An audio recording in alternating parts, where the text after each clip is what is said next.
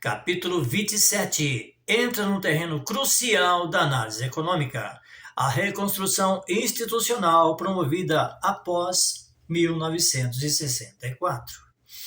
Para estancar a hemorragia financeira descrita no capítulo anterior e atrair o capital de volta, a equipe econômica do governo militar, liderada por Roberto Campos, Planejamento, e Otávio Gouveia de Bulhões, Fazenda, implementou o Plano de Ação Econômica do governo. O foco central foi criar um ambiente de previsibilidade e forte blindagem jurídica, restabelecendo a confiança do mercado. Com letras grandes, profundidade técnica e análise fria das reformas institucionais, aqui está o capítulo 27 completo. Capítulo 27. A restauração das regras do jogo. A segurança jurídica sobre o PAEG. A história econômica demonstra que o capital não necessita de discursos ufanistas. Ele necessita de regras claras, estáveis e que garantam que os contratos assinados hoje serão cumpridos amanhã.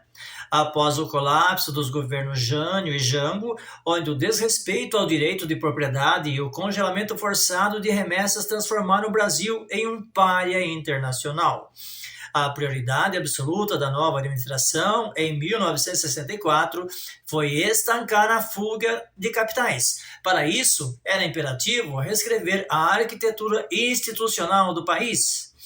Tarefa hercúlea coube aos economistas liberais Roberto Campos e Otávio Gouveia de Bulhões, que através do Plano de Ação Econômica do governo PAEG, promoveram o maior choque de segurança jurídica e modernização institucional que o mercado brasileiro já havia testemunhado. O primeiro grande pilar dessa reconstrução foi o resgate da credibilidade internacional.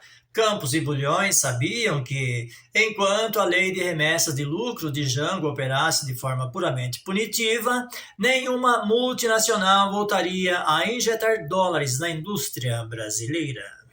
Sem revogar a lei completamente, para evitar um desgaste político nacionalista, a nova equipe econômica alterou profundamente a sua regulamentação. O governo militar eliminou as restrições confiscatórias sobre o reinvestimento de lucros e restabeleceu canais previsíveis e legais para a repatriação de dividendos. O recado ao mundo foi imediato.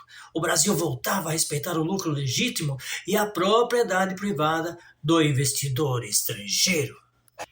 A blindagem contra a inflação, a criação da ORTN.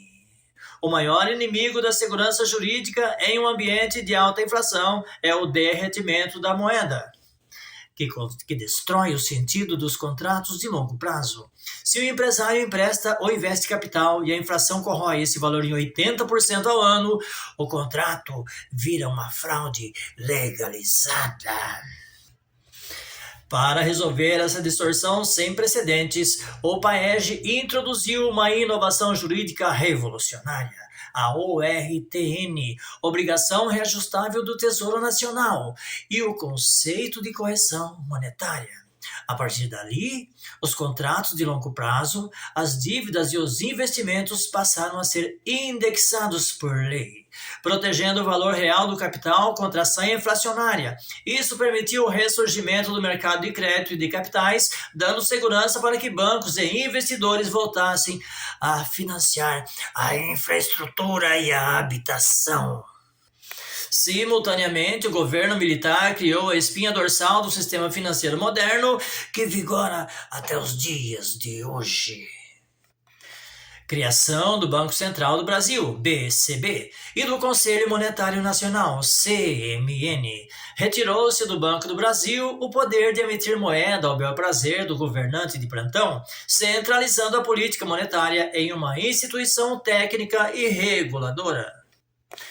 Instituição do FGTS, Fundo de Garantia do Tempo de Serviço, substituiu a antiga Lei de Estabilidade Decenal no Emprego, que engessava o mercado de trabalho e gerava passivos jurídicos impagáveis para as empresas, por um fundo de poupança real que blindava juridicamente o trabalhador e o empregador, além de gerar um fundo para o saneamento e a habitação.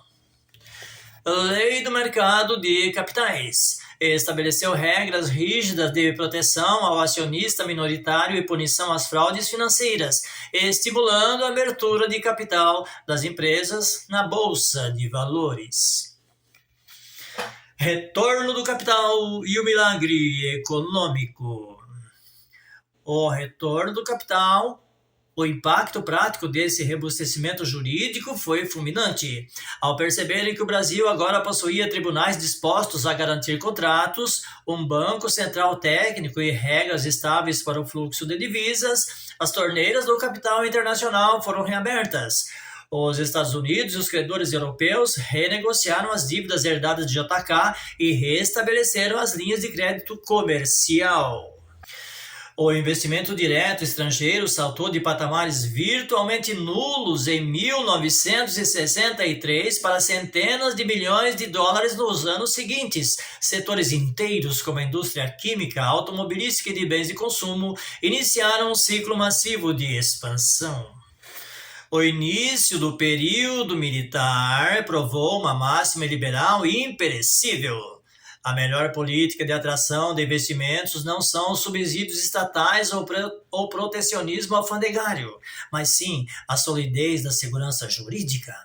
Ao limpar os escombros institucionais deixados pelo populismo de Jango, o Paege de Campos e Bulhões estruturou as fundações que permitiram ao Brasil experimentar, anos mais tarde, as taxas de crescimento, recorde do chamado milagre econômico. O capital que havia fugido em pânico diante das ameaças de confisco retornou em massa assim que o império das leis de mercado e o respeito aos contratos foram restabelecidos no topo do Estado. As fontes de todas essas informações eu vou deixar nas mensagens. Vocês dê um clique lá e pesquisem sobre as fontes, sobre todas essas verdades que foram ditas aqui, hoje, neste canal.